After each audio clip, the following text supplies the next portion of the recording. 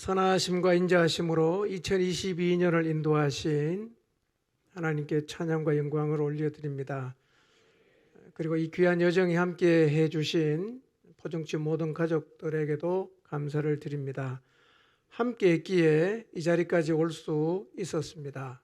새해에도 하나님의 은혜가 포정치 모의 모든 가족들에게 풍성하시기를 바랍니다. 지난 한 주 기도하면서 2002년을 돌아보았습니다. 근데 참 많은 생각이 스쳐 지나갔는데 가장 먼저 또 가장 많이 생각을 하게 된 것이 감사였습니다. 돌아보니 하나님께서 우리에게 참 많은 은혜를 주셨습니다. 2020년부터 22년 중반까지 한 2년 반 동안 코로나로 인해 규제가 있었고 활동에 많은 제약을 받았지만 하나님의 은혜로 그 시기를 지혜롭게 잘 지나갈 수 있었고 또 그 와중에서도 교회가 흐트러지지 않고 살아있게 하신 것 생각해 보니 너무 감사했습니다. 1월부터 달력을 보면서 쭉 생각을 해보니까 참 하나님께 감사한 일이 너무 많았는데 10대 뉴스를 통해서 감사한 걸 영상으로 여러분이 다 보셨어요. 그래서 이건 제가 지나가겠습니다. 근데 감사한 일과 아울러 우리가 극복해야 하는 과제와 한계도 보게 됐습니다. 2023년에 우리가 극복해야 될 과제 혹은 뛰어넘어야 할 한계 많지만 4가지만 말씀드리겠습니다. 2023년에는 이 과제, 이 한계를 하나님의 은혜를 입어서 뛰어넘게 되었으면 합니다. 첫 번째 과제와 한계는 가족 전도입니다. 전도하는 일에 많은 진보가 있었습니다. 가장 큰 진보는 전도가 낯선 일이 아니라 우리가 당연히 해야 하는 일로 받아들이고 있다는 것, 그리고 하지 않아도 될 일을 굳이 힘들게 한다는 생각이 아니라 이것은 그리스도인이 마땅히 해야 되는 일이라는 생각을 가진 것 자체가 굉장한 진보라고 생각합니다. 이제 교회의 사명인 영혼 구원하는 일을 우리가 잘 감당할 수 있는 자리에 섰다고 생각을 합니다. 근데도 지금도 여전히 돌파가 쉽지 않은 한계가 있는데요. 그게 가족들입니다. 남편, 부모님, 아내, 자녀. 기도를 많이 하시지만 이 한계, 여전히 이것은 우리 앞에 한계로 놓여 있는데요. 2023년에는 우리가 기도함으로 이 한계를 뛰어넘게 되기를 바랍니다. 두 번째로 우리의 과제와 한계는 신앙 전수입니다. 교회 안에서 신앙 전수가 이루어지지 않으면 교회의 내일이 없어지는 결과를 가져옵니다. 신앙 전수는 교회의 내일을 결정하는 매우 중차대한 문제입니다. 부모 세대의 가장 큰 사명은 자녀와 손자, 손녀들에게 신앙을 전수해 주는 일입니다. 이 일까지는 하고 천국 가셔야 됩니다. 이 일을 못하시면 천국도 좀 천천히 가셔야 돼요. 2023년에는 가정 안에서 신앙을 전수하는 일에도 진보가 있기를 바랍니다. 세 번째 과제는 다음 세대를 살리는 일입니다. 유치부, 유년부, 청소년부, 청년부까지 다음 세대를 살려내는 일을 우리가 더 힘차게 해야 합니다. 감사한 것은 유치부나 유년부나 청소년부 교사들이 열심히 사역을 해서 많은 우리의 자녀들이 신앙 안에서 자리를 잡아가고 있습니다. 교사 여러분들의 수고가 지금 세상을 살리고 시대를 살리고 있다는 사실을 잊지 마시기를 바랍니다. 이제 우리의 다음 세대가 살아나서 우리 교인 자녀뿐만 아니라 그들이 또래를 전도하는 자리까지 가야 합니다. 이것이 우리 앞에 놓여진 과제입니다. 이 일을 잘 감당하기 위해서는요, 사실은 시설도 필요합니다. 우리 다음 세대를 위해서 풋살구장도 준비하고 놀이터도 준비한 것 참 감사한 일입니다. 그런데 당장 우리가 해야 되는 게 유년부 예배실이 필요합니다. 현재 유년부실이 여러분 가보시면 알지만 아이들이 100명이 넘고 교사가 한 20명 되면 정말 정신이 없습니다. 그리고 너무 자리가 비좁으면 부응이 안 돼요. 숫자가 더 늘지 않습니다. 이 부분 우리가 함께 기도하면서 극복해야 될 과제입니다. 네 번째 과제는 고착화된 모습을 가진 사람을 살리는 일입니다. 공동체가 건강해지려면 모든 지체가 살아나야 됩니다. 일부라도 병이 들거나 일부라도 굳어있는 채로 있으면 건강할 수가 없습니다. 영적으로 병들거나 굳어진 사람은 자신의 상태를 당연하게 생각하면 안 됩니다. 그리고 그것을 지켜보는 사람도 저 사람은 어쩔 수 없다라고 포기하지 않아야 합니다. 여러분, 신앙생활이라는 것은요, 더뎌도 변화의 폭이 크지 않다고 해도 변화가 일어나야 합니다. 계속해서 변화가 일어나야 됩니다.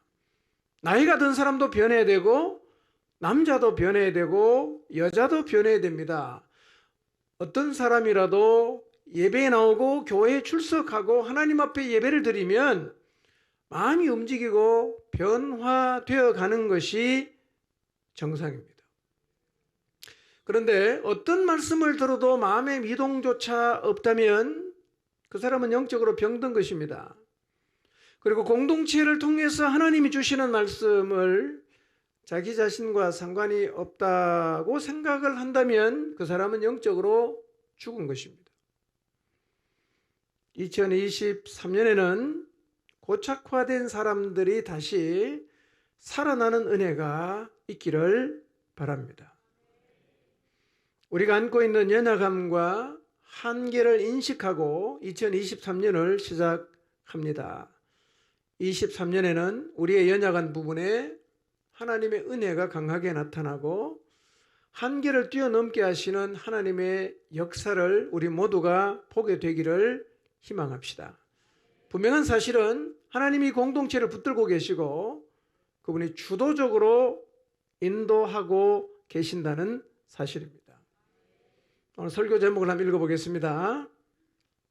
시작.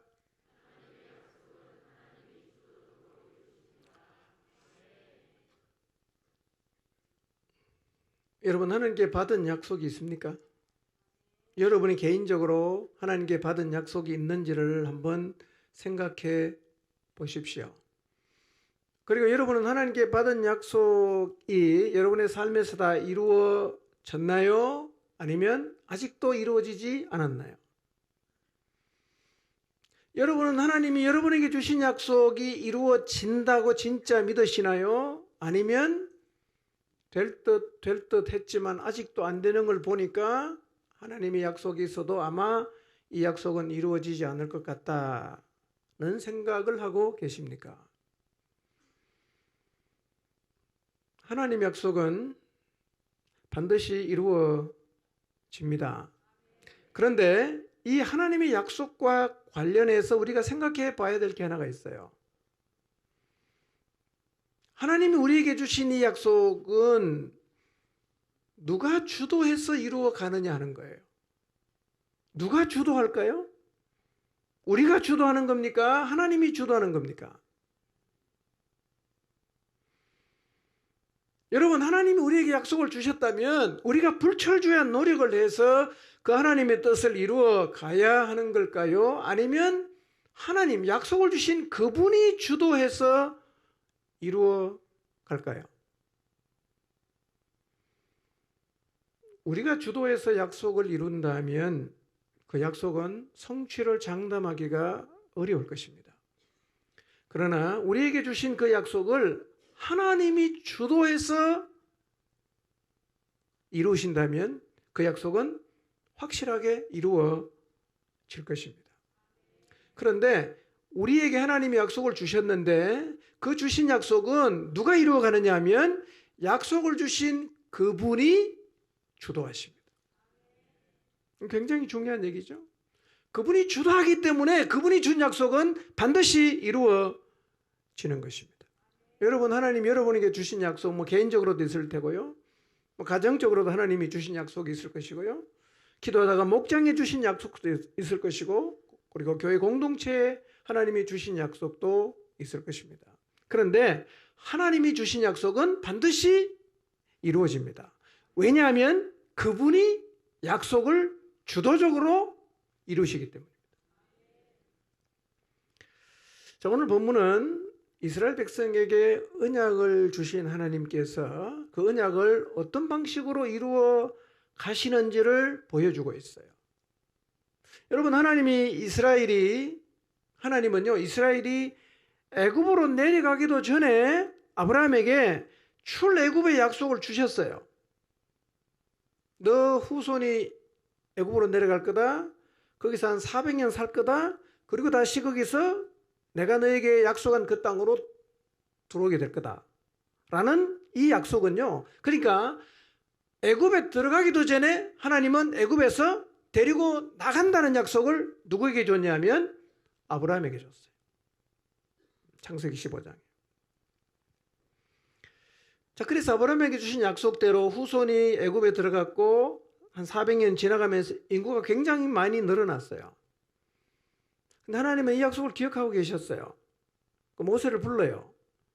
그리고 이스라엘 백성을 출애굽하는 역사를 시작하시는데, 출애굽기를 쭉 읽어보시면서요, 우리가 주의해서 봐야 될 게 있는데요. 그럼 하나님이 이 출애굽 역사를 이루기 위해서 모세를 불렀잖아요. 자, 그러면 출애굽 역사를 모세가 주도했나요? 하나님이 주도했나요? 그럼 모세를 왜 불렀어요? 자, 5장 1절에서 4절인데요. 자, 읽지는 않겠습니다. 하나님이 그 앞에 보면 모세와 아론을 불러서 바로 왕에게 가서 이렇게 말해라고 이야기할 그 내용을 다 가르쳐 주셨어요. 그리고 모세와 아론이 하나님이 가라고 했으니까 지금 가는 거예요. 바로 왕에게 갔습니다. 그리고 하나님이 시키는 그대로 합니다. 어떻게 하느냐면 바로에게 이렇게 말해요. 이스라엘의 하나님이 내 백성을 내보내라. 그들이 광야에서 나의 절기를 지켜야 한다고 하셨다고 이야기를 했어요. 바로가 대답을 합니다. 그 주가 누군데 나더러 그의 말을 듣고 이스라엘을 보내라는 것이냐? 나는 그 주를 모르니까 이스라엘을 내보내지 않겠다. 이렇게 얘기를 합니다. 다시 모세와 아론이 말합니다. 히브리 사람의 하나님이 우리에게 나타나셨으니 우리가 광야로 사흘 길을 가서 우리 하나님께 제사를 드려야 하니까 보내주시오. 만약에 그렇게 하지 않으면 우리 하나님께서 무서운 질병과 칼로 우리를 치실 것입니다. 라고 얘기를 했습니다. 바로 왕이 대답합니다. 모세와 아론아 들어라. 너희가 어찌하여 백성이 일을 하지 못하게 하느냐? 어서 물러가 너희가 할 일이나 해라. 이렇게 얘기를 했어요. 자, 지금 모세와 아론은 바로 왕에게 갔는데 누가 시켜서 갔어요? 하나님이 시켜서 간 거예요. 하나님 시켜서 갔어요. 하나님 시킨 대로 다 했어요. 근데 결과가 어떻게 돌아오냐면요, 이스라엘 백성이 더 힘든 노역을 하게 되는 거예요. 우리 백성 내 보내달라고 얘기하니까 바로가 이제 화가 났어요. 그래서 이전에는 짚을 주고 벽돌을 만들려고 했는데 그날부터는요, 집을 안 주고 니네 가서 집을 구해와서 벽돌은 어제와 똑같은 수요로 만들어 바쳐라. 이렇게 얘기했습니다. 그러니까 짚을 찾아와서 벽돌을 만들려고 하니까 어제 수요를 도저히 못 맞추는 겁니다. 그러니까 바로의 감독원들이 때리는 거예요. 그 이스라엘 백성이 이제는 노역을 하면서 매를 맞는 상황까지 갔어요. 뭔가 삐걱거리고 있어요. 이 그림이 아닌데, 아니 하나님이 시켜서 가는데 왜 이렇게 일이 잘 진행이 안 될까?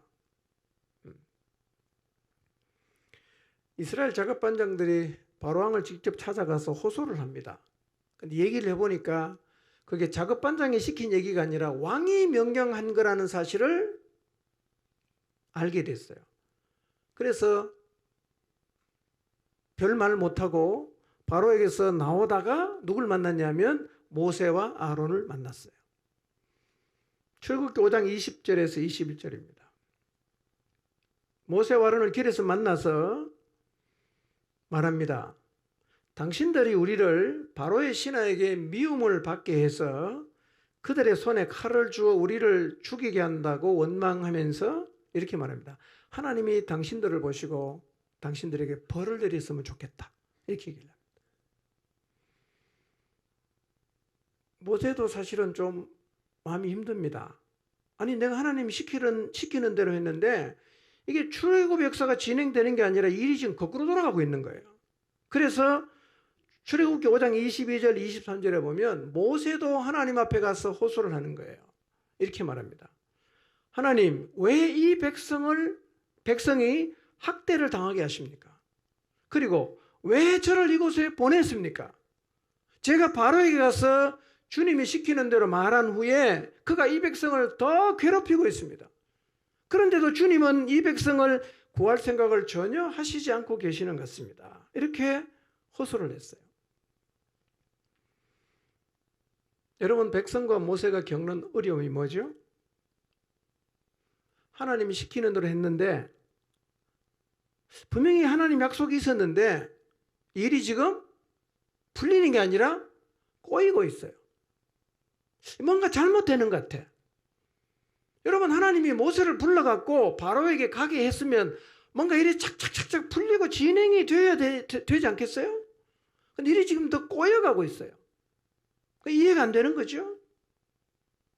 근데 우리도 이런 자리에 설 때가 있어요.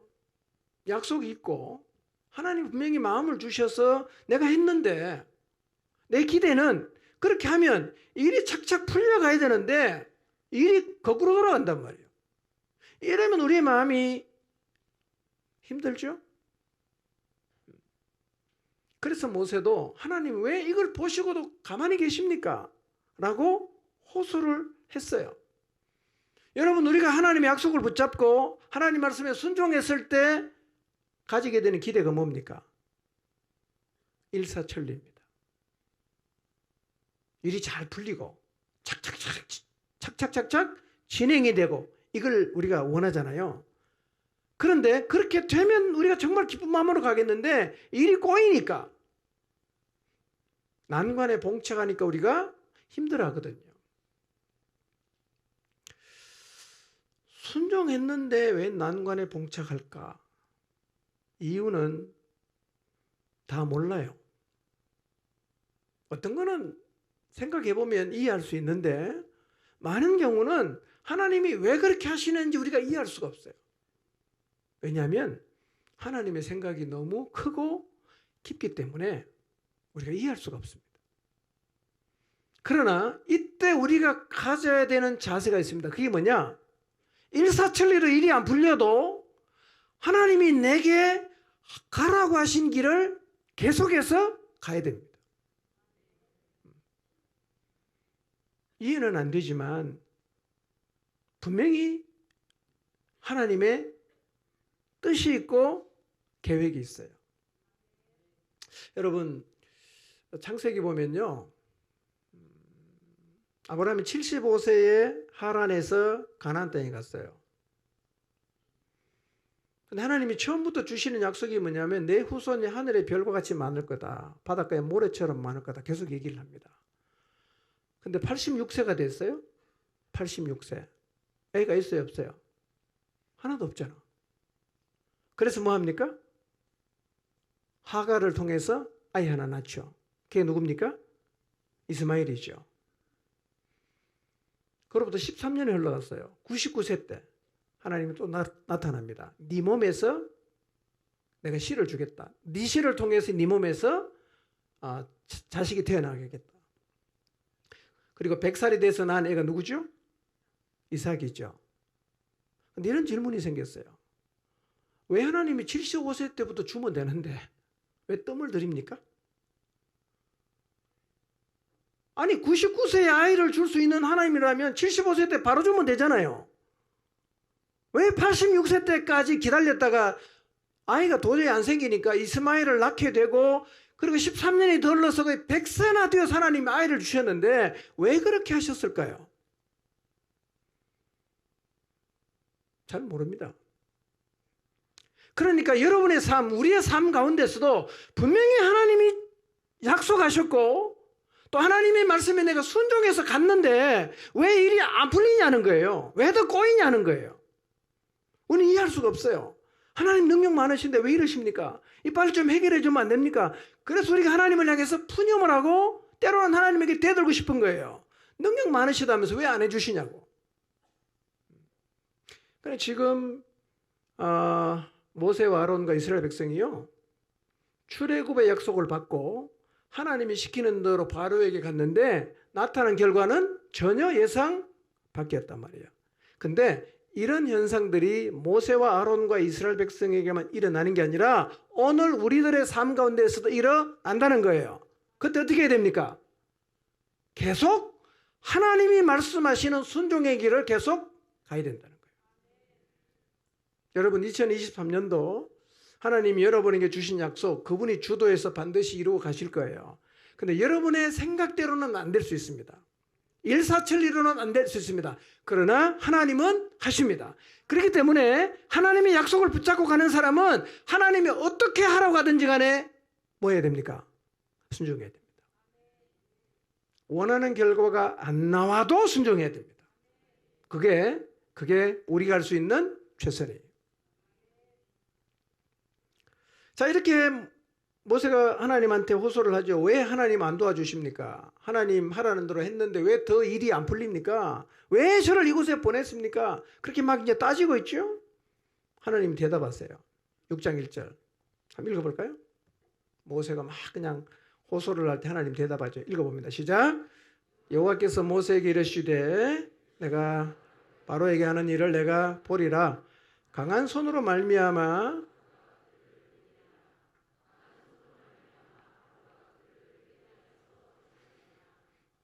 하나님 이렇게 말씀하시거든요. 이제 내가 바로에게 하는 일을 너가 볼 거다. 그가 강한 손에 밀려서 이 백성을 내보낼 거고 강한 손으로 말미암아 그들을 그의 땅에서 쫓아낼 거다. 이런 의미입니다. 하나님은요 모세가 막 이제 대들듯이 얘기를 하니까요 아무 일 없다는 듯이 너무 태연하게 말씀하시는 거예요. 그러니까 이런 거예요. 아이고 미안하다. 내가 다른 일을 바빠서 깜빡했다. 빨리 해결해 줄게. 이렇게 말씀하시는 게 아니에요. 호소를 하니까 내가 지금 일하고 있어. 조금만 기다려봐. 내가 바로에게 하는 일을 네가 다 보게 될 거고 너희는 이 땅을 다 떠나게 될 거야. 지금 아무런 문제가 없다. 이렇게 말씀하시는 거예요. 여러분 지금 고역을 이전보다 훨씬 더 많은 노력을 하고 있지만 하나님의 말씀은 뭡니까? 지금 아무런 문제가 없다는 거예요. 지금 이 일이 정상적으로 잘 되고 있으니까 너무 호들갑 떨지 마라. 이렇게 말씀하시는 거예요. 우리가요 하나님의 약속을 붙잡고 가는 그 여정에서 일어나는 우리가 원하지 않는 일들이 생겨났을 때 흔들리지 말고 태연하게 그 길을 계속 가야 됩니다. 그러면 이 약속을 주도적으로 이루어 가시는 하나님이 반드시 그 약속을 이루십니다. 우리는 그 자리에 서게 됩니다. 예. 또 하나님 모세에게 말씀하세요. 4절 5절 한번 볼까요? 읽습니다. 시작.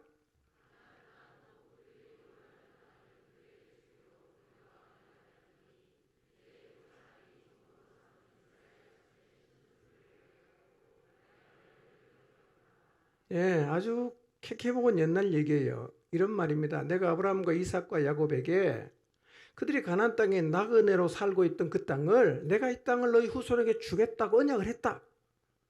그리고 나는 지금 그 언약을 기억하고 있다. 이렇게 말씀하시는 거예요. 여러분 하나님이 여러분에게 주신 모든 언약은 하나님이 기억하고 계십니다. 아멘입니까? 다 기억하고 계세요. 이 사실을 잊지 마십시오. 우리는 잊어먹을 수 있지만 하나님은 절대로 잊질 않아요. 우리의 기대대로 하나님이 우리에게 주신 언약이 일사천리로 막 이루어지지 않아서 낙심하는 그 순간에도 하나님은 우리에게 이렇게 말씀하십니다. 야, 내가 다 기억하고 있어. 이렇게 말씀하신단 말이에요.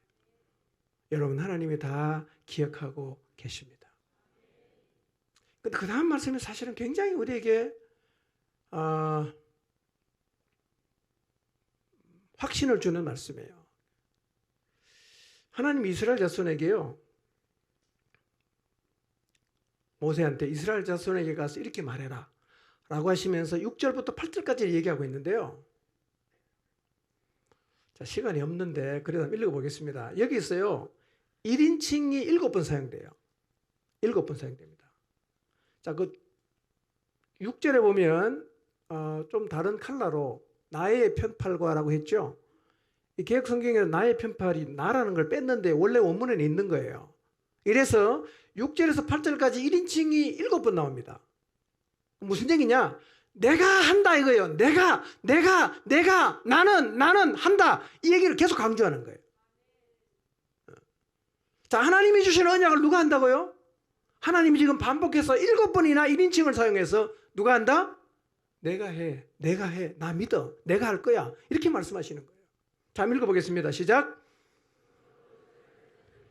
나는 여호와라. 내가 애굽 사람의 무거운 짐 밑에서 너희를 빼내며 그들의 노역에서 너희를 건지며 나의 편팔과 여러 큰 심판들로서 너희를 속량하여 너희를 내 백성으로 삼고 나는 너희의 하나님이 되리니 나는 애굽 사람의 무거운 짐 밑에서 너희를 빼낸 너희의 하나님 여호와인 줄 너희가 알지라. 내가 아브라함과 이삭과 야곱에게 주기로 맹세한 땅으로 너희를 인도하고 그 땅을 너희에게 주어 기업을 삼게 하리라. 나는 여호와라 하셨다 하라. 내가 다 하겠다는 겁니다. 내 언약 기억하고 있다? 그 다음 얘기는 뭡니까? 내가 다 한다 이거예요.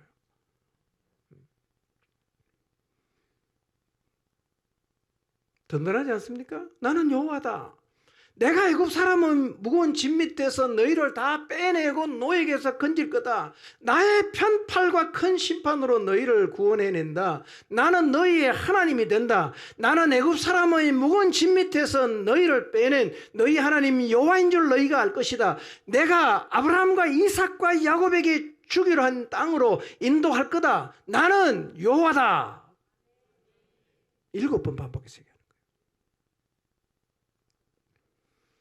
내가 맺은 언약은 누가 이룬다? 내가 이룬다. 이 문제는 누가 해결한다? 내가 해결한다. 너희는 누가 건진다? 내가 건진다. 7번 1인칭을 사용하고 있습니다. 여러분, 하나님이 우리에게 주신 약속은 하나님이 주도적으로 이루십니다. 그렇기 때문에 우리에게 주신 하나님의 언약은 반드시 이루어집니다. 왜냐하면 그분은 전지전능하시기 때문입니다. 여러분, 하나님이 그 약속을 주도적으로 이루어 가신다면 모세가 할 일은 뭐죠? 모세는 뭘 해야 됩니까? 다른 질문. 하나님이 우리에게 주신 약속을 하나님이 주도적으로 이루어 가신다면 우리가 할 일은 뭐예요? 두 손 놓고 가만히 있으면 되는 겁니까? 그런데요, 하나님이 주도적으로 하시는데 하나님이 누굴 통해서 합니까? 사람을 통해서 한단 말이에요. 모세가 해야 될 역할은 뭡니까? 하나님이 시키는 대로 하는 거예요. 바로에게 가라 가고 이거 해라 하고 그다음 티끌 날리라 티끌 날리고 뭐 물이 피가 되게 하라면 피가 되게 하고 하나님이 시키는 대로 하는 거예요. 이 순종하는 것이 모세의 역할입니다. 그러니까 하나님이 일하시는 방식이 모세의 생각과 맞지 않는다고 해도 모세가 해야 될 일은 뭐죠? 여전히 순종하는 겁니다. 여러분, 하나님이 여러분에게 주신 언약을 이루기 위해서 주도적으로 일하시면서 여러분에게 말씀하실 거예요. 이렇게 해라, 저거 해라, 저렇게 해라. 근데 했어요. 했는데 내가 기대한 것과는 전혀 다른 결과가 일시적으로 생길 수 있지만 그때 우리가 기억해야 될 건 뭐죠? 그래도 계속 순종함으로 가야 돼요. 누가 주도하니까? 하나님이 주도하니까요. 여러분, 그래서 하나님이 일하시는 방식은 우리가 일하는 방식하고 다를 때가 참 많아요. 방식이 다릅니다, 여러분. 그러니까 이 역사, 하나님의 언약을 이루는 자리에서 내 방식을 절대로 고집하면 안 돼요. 내 방식과 맞지 않고, 그래서 내가 기대하는 일이 일어나지 않아도 조심해야 될 겁니다. 마음 상하면 안 돼요.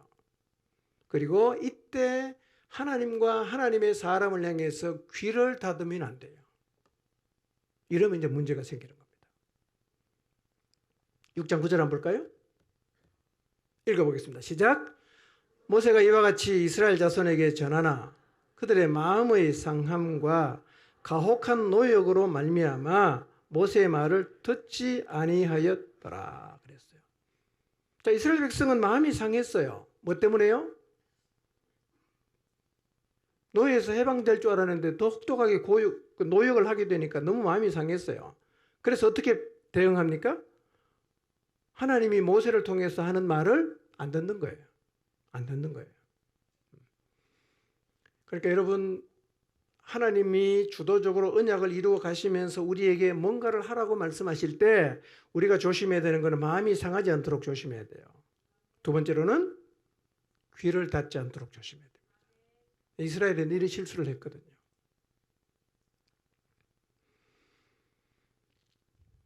여러분, 하나님이 직접 나서서 언약을 이루시지만 반드시 중간에 사람을 통해서 하십니다.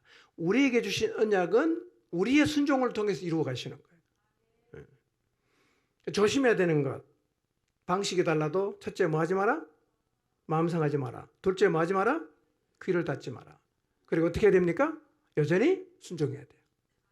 여전히 하나님이 하라는 대로 해야 됩니다.